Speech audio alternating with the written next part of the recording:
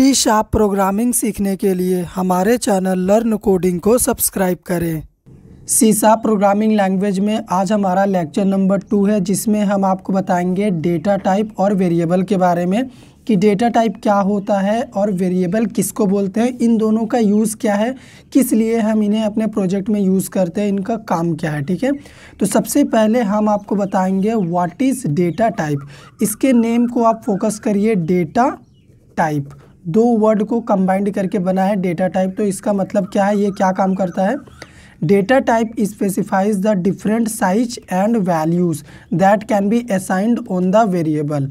Data type क्या करता है, अलग अलग तरह की साइजेस और वैल्यूज़ को हमें बताता है जो कि वेरिएबल में ऑलरेडी असाइंड होता है। तो अगर वेरिएबल में कुछ भी वैल्यू असाइंड है तो वो वैल्यू हमें डेटा टाइप बता देगा, और वेरिएबल में जिस भी तरह का वैल्यू स्टोर्ड है उस वेरिएबल का साइज क्या है वो भी अगर हमें जानना है तो डेटा टाइप ही हमें बताएगा। ठीक है, अगर एग्जांपल के लिए मान लो हम यहाँ पे लिखते हैं इंट और लिखते हैं a = 10, तो ये इंट हमें बता रहा है कि a वेरिएबल में इंटीजर टाइप का वैल्यू ही स्टोर होगा और ये 10 है। ठीक है, यहाँ पे a वेरिएबल है, इंट डेटा टाइप है। ठीक है, तो अगर हमें इस वेरिएबल a का साइज जानना है तो ये डेटा टाइप ही बताएगा, और मान लो हमें क्या करना है, इस वेरिएबल में कौन सा वैल्यू स्टोर्ड है उसे जानना है तो उसका टाइप भी डेटा टाइप ही बताएगा। ठीक है, तो यहाँ पे चलो हम आपको बता देते हैं सी शार्प प्रोग्रामिंग लैंग्वेज में कितने डेटा टाइप्स होते हैं। सबसे पहला इंट, इसका साइज होता है 4 बाइट्स, इसके लिए 4 बाइट्स की मेमोरी एलोकेट होती है रैम में। सेकेंड हो गया कैर, इसके लिए 2 बाइट्स की मेमोरी जनरेट होगी। बुलियन डेटा टाइप का यूज़ हम ट्रू फॉल्स के लिए करते हैं, यहाँ पे 1 बिट का मेमोरी मिलता है बुलियन को। फ्लोट डेटा टाइप की अगर बात करें, फ्रैक्शन में अगर आपको वैल्यू स्टोर करनी है पॉइंट में, जैसे मान के चलो 10.5, तब आप फ्लोट यूज़ करेंगे, 4 बाइट्स की मेमोरी इसके लिए बनेगी। अगर मान लो ये मेमोरी कम पड़ रही है तब आप डबल यूज़ करेंगे, डबल डेटा टाइप, इसमें 8 बाइट्स की मेमोरी मिलेगी। सेम तरह का वैल्यू ही आप इसमें भी स्टोर कर सकते हैं, बस मेमोरी साइज ज़्यादा होगा। स्ट्रिंग डेटा टाइप में थोड़ा सा आपको फोकस करना है। 2 बाइट्स ईच कैरेक्टर, हर एक कैरेक्टर के लिए 2 बाइट्स की मेमोरी एलोकेट होती है स्ट्रिंग डेटा टाइप के लिए, सी शार्प में है। ठीक है, और लास्ट में हो गया लॉन्ग डेटा टाइप, इसके लिए 8 बाइट्स की मेमोरी बनती है। तो इन सभी का प्रैक्टिकल हम देखेंगे, लेकिन उससे पहले वेरिएबल क्या होता है, उसका यूज़ क्या है, किस काम के लिए हम उसे बनाते हैं प्रोजेक्ट में, क्यों उसे लिखते हैं, चलिए वो सबसे पहले समझते हैं। What is variable, full explanation मतलब पूरा कॉन्सेप्ट यहाँ पे समझा दूंगा मैं आपको। Variable refers to the memory location name where we stored values. तो इसका मतलब क्या हुआ, प्रैक्टिकली हम आपको यहाँ पे दिखा देते हैं। ठीक है, सबसे पहले मान के चलो कि मेरे पास एक वैल्यू है 10, इस वैल्यू 10 को मुझे कंप्यूटर मेमोरी में स्टोर करना है। तो यहाँ पे आप ये मान के चलो कि ये हमारा रैम है। ठीक है, ये एक मेमोरी है जिसका नाम है रैम, रैंडम एक्सेस मेमोरी, क्योंकि हम जो भी कोई भी प्रोग्राम रन करते हैं उसके लिए रैम में ही मेमोरी बनता है। और इस रैम मेमोरी के अंदर बहुत सारे एड्रेस ब्लॉक है छोटे छोटे, जहाँ पे हम क्या कर सकते हैं, वैल्यू स्टोर कर सकते हैं। और ये उन एड्रेस ब्लॉक का क्या है, एड्रेस है, ये एड्रेस है, ये ब्लॉक यहाँ पे वैल्यू स्टोर होता है। तो अगर ये वैल्यू 10 को मुझे मान लो रैम के किसी एड्रेस ब्लॉक में पर्टिकुलर लोकेशन में स्टोर कराना है, जिसका एड्रेस 10,000 है, इस लोकेशन पे मुझे ये वैल्यू स्टोर कराना है, तो मैं नहीं कर सकता। क्यों, क्योंकि स्टोर कराने के लिए हमारे पास इस एड्रेस, जो भी ये 10,000 एड्रेस है, इसका हमें नेम नहीं पता है।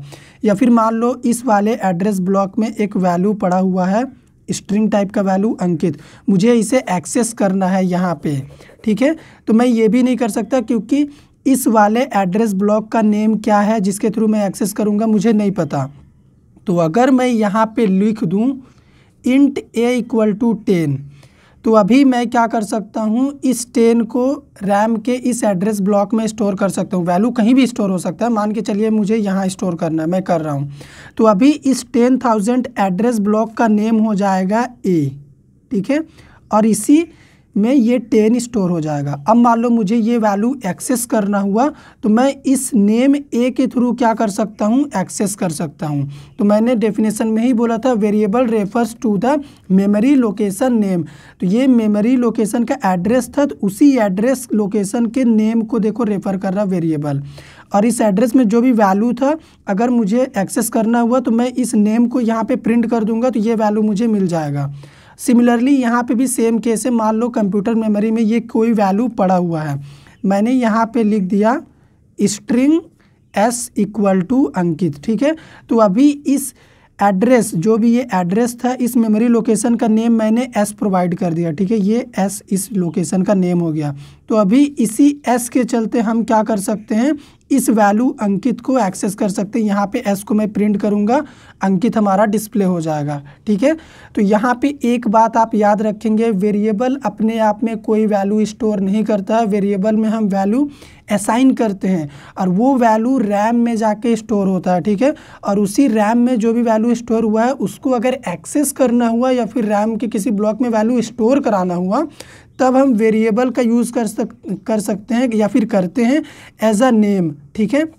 एज अ आइडेंटिफायर यूज़ करते हैं ताकि हम वैल्यू को स्टोर भी कर सकें और इस नेम से एक्सेस भी कर सकें। क्योंकि हमें इन ब्लॉक का नेम नहीं पता है तो हम कैसे एक्सेस करेंगे अगर इसके अंदर कुछ भी डेटा रहेगा तब, ठीक है। और जब भी हम प्रोग्राम रन करते हैं तो रैम में प्रोग्राम के लिए मेमोरी एलोकेट होता है। उसके बाद जैसे ही प्रोग्राम का एग्जीक्यूशन ख़त्म होता है ये मेमोरी डिस्ट्रॉय हो जाता है, ठीक है। तो इसीलिए बोल सकते हैं वेरिएबल टेम्पररी स्टोरेज होता है, ठीक है। जहाँ पे जब तक प्रोग्राम रनिंग स्टेट में रहेगा आपका सारा चीज़ आपको दिखेगा, जैसे ही रनिंग स्टेट से ख़त्म सारा चीज़ ख़त्म। अभी एक चीज़ आप वेरिएबल के बारे में और सुनेंगे, वो क्या है, सेकेंड बात क्या है। मान लो हमने एक वेरिएबल यहाँ पे बनाया स्ट्रिंग str इक्वल टू, इसमें वैल्यू हमने रख दिया राज। आगे चल के हमने क्या किया, इसकी वैल्यू को बदल दिया, इसका वैल्यू हो गया मोहन। फिर और आगे चल के मैंने प्रोग्राम में क्या किया, इसकी वैल्यू को बदल के इसका वैल्यू मैंने कर दिया अंकित। तो ये वैल्यू हम चेंज कर सकते हैं क्योंकि वेरिएबल का मतलब ही होता है वेरी प्लस एबल, मतलब कैन बी चेंज। तो पहले राज था, अब मोहन है, अब अंकित है। अब अगर हम इस str को एक्सेस करेंगे तो हमें ये लेटेस्ट वाला नाम मिलेगा अंकित। ये दोनों मेमोरी से हट चुके हैं। तो यहाँ पे भी आप कह सकते हैं वेरिएबल एक तरह का टेम्पररी स्टोरेज होता है, ठीक है। तो यहाँ पे ये वेरिएबल का सिंपल सा कॉन्सेप्ट था जो मैंने समझाया। अब चलो प्रैक्टिकली हम डेटा टाइप और वेरिएबल को कैसे इम्प्लीमेंट करेंगे C# लैंग्वेज के थ्रू, वो देखते हैं। ये हमारा प्रीवियस प्रोग्राम था जिसमें हमने क्या किया था, किसी भी मैसेज को C# के ज़रिए कैसे प्रिंट करते हैं वो आपको दिखाया था, ठीक है। यहाँ पे देखो प्रिंटेड है। अब हम क्या करेंगे, डेटा टाइप और वेरिएबल को कैसे इम्प्लीमेंट करेंगे वो देखते हैं। अगर मैं यहाँ पे लिखूँ, मान लो int a = 10 मैंने लिखा, तो अभी इस int डेटा टाइप के लिए 4 बाइट्स का मेमोरी एलोकेट होगा रैम में, ठीक है। और उसी 4 बाइट्स मेमोरी का कुछ एड्रेस होगा और उसी एड्रेस में ये वैल्यू 10 मुझे स्टोर करना है। तो ये तो ऐसे स्टोर होगा नहीं, ठीक है। तो हमें उसके लिए चाहिए वेरिएबल। तो सबसे पहले इस वैल्यू को वेरिएबल में हम असाइन करेंगे। उसके बाद क्या होगा, अभी ये 10 जिस भी 4 बाइट्स वाले ब्लॉक में स्टोर होगा उसका नाम हो चुका है a। तो इस a के थ्रू हम क्या कर सकते हैं, एक्सेस कर सकते हैं इस वैल्यू को, ठीक है। तो अगर मान लो हमें वैल्यू प्रिंट करना हुआ तो हम यहाँ पे इसको मिटा के यहाँ पे एक मैसेज भी दे सकते हैं, द वैल्यू ऑफ a। उसके बाद इक्वल टू स्पेस दे दो प्लस कॉन्केटेनेशन ऑपरेटर a को प्रिंट कर दो। तो a को प्रिंट करने से 10 रिजल्ट आएगा, आप देखिएगा। तो यहाँ पे रन कोड, तो यहाँ पे आएगा message the value of a = 10। आप यहाँ पे देख पाएंगे, ठीक है। थोड़ा सा टाइम लग रहा है रन होने के लिए। आउटपुट आप यहाँ पे देखो प्रिंट हो चुका है। अभी आप कर क्या सकते हैं, आप यहाँ पे अगर a का वैल्यू 20 कर दो, ठीक है, तो अभी क्या आउटपुट आना चाहिए। चलो रन करते हैं कोड को। तो यहाँ पे अभी a का वैल्यू 20 आएगा। सबसे पहले जब प्रोग्राम का एग्जीक्यूशन स्टार्ट हुआ मेन मेथड से तो यहाँ पे a का वैल्यू 10 था। फिर जब अगली लाइन में आया तो a का वैल्यू 20 मिला, तो 10 हट के 20 वहाँ पे आ गया, 20 यहाँ पे प्रिंट हो गया, ठीक है।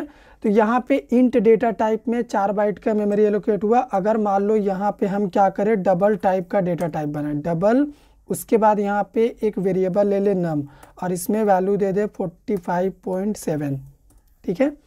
अब क्या कर रहे, द वैल्यू ऑफ, यहाँ पे लिख देते हैं नम और इस स्पेस को हटा दो, इसका कोई काम नहीं है। और यहाँ पे ए के जगह पे नम को प्रिंट करो। तो अभी क्या होगा ना, 8 बाइट्स का मेमोरी एलोकेट होगा रैम में, ठीक है।